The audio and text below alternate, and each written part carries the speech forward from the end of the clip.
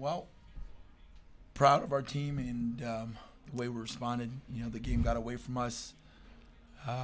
We made some adjustments in the first half, the second period, and clawed our way back into the game.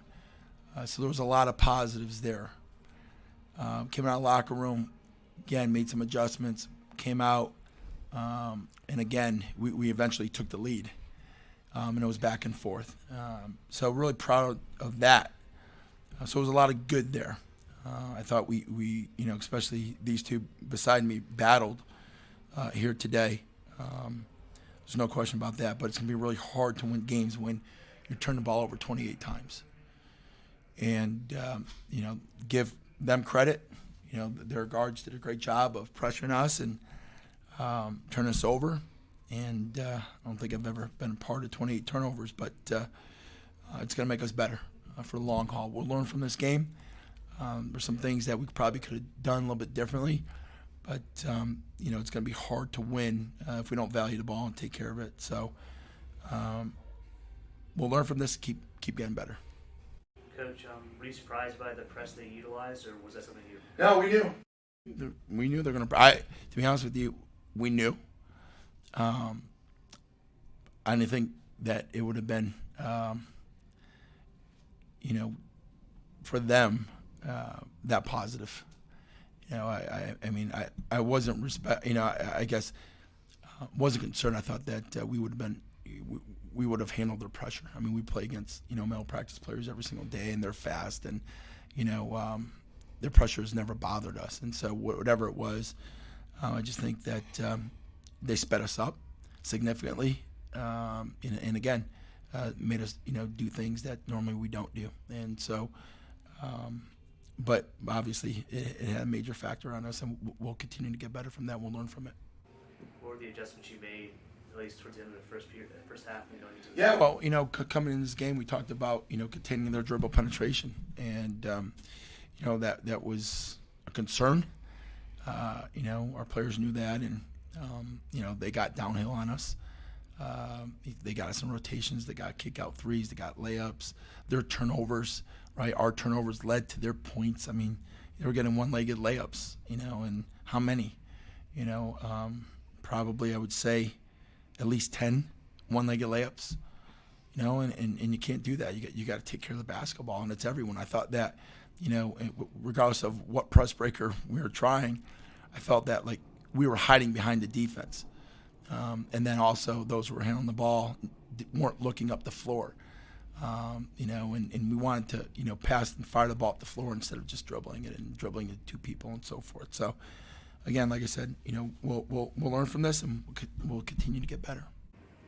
You guys are pretty good in that half-court defense. The zone took them out, especially in the paint.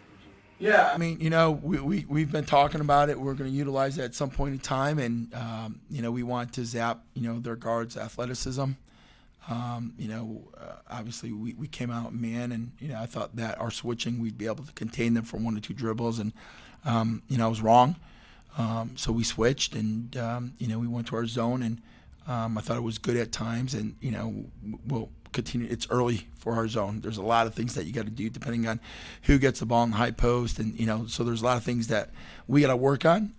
But it's a start. But I thought that going to that, and it kind of neutralized them a little bit, gave us a little hope as well, and we climbed right back in. And so every time I think we hit the high post with 2, a lot of good things happened offensively. But then there was other times where coming up the floor or whatever, we couldn't even get an offense. We're just dribbling with our heads down, and we're getting trapped and so forth. So gotta get better there. Liatu, there was a shot in the second half you seemed to find a lot, and it was like around the free throw. Like you had that mid-range jumper. Is that a shot that you were looking for actively, or just that's what the defense was giving you? I mean, that's what's in our play. So, the play call is for me to, find a sweet spot in that zone, and I think I did most of the time. And so I was reading, their defense, and so if the post, if she stepped up, I would drop it off. And most of the time she didn't, so that was just a shot that I, was hunting, and I took most of the time. So you guys were down a lot. What did you see out of your team being able to fight back? And obviously, despite the loss, it's still good to see going forward. I mean, the 5 that was out there with, the 4 that was out there with me, I would just tell them, like, you know, just give it your 3 minutes, you know, that's just 3 minutes. And before even the half had ended, I told them, I think we were down by like almost 15, and I'm like, you know, let's cut it to 8.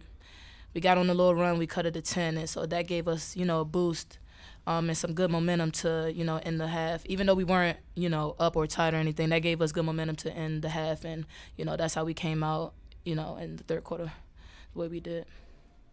Rapuluchi had a double-double tonight. I mean, what can you say on your performance and also the relationship you built with Liatu on the court these first 2 games? Honestly, I'm just trying to work every day. Like, thanks to my teammates. It's something that I do like in practice. I work in that in practice. Yeah. Coach, for Marley, obviously, you know, she went up against the hometown team where she grew up.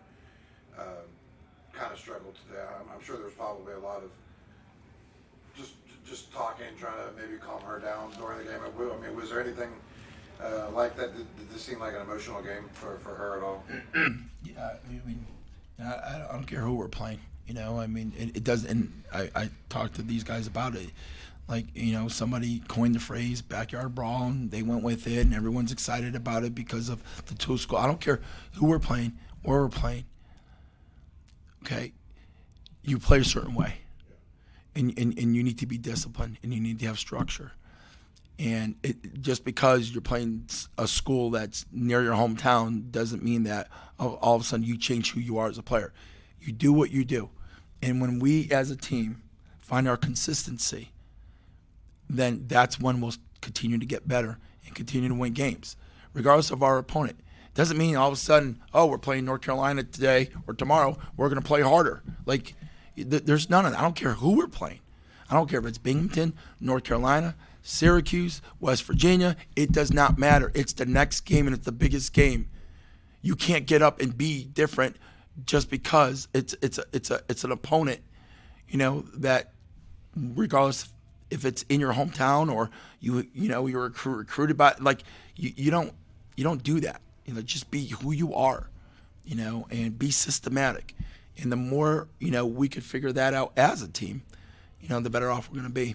But like I said, you know, it's just we got to be consistent regardless of our opponent each and every single day.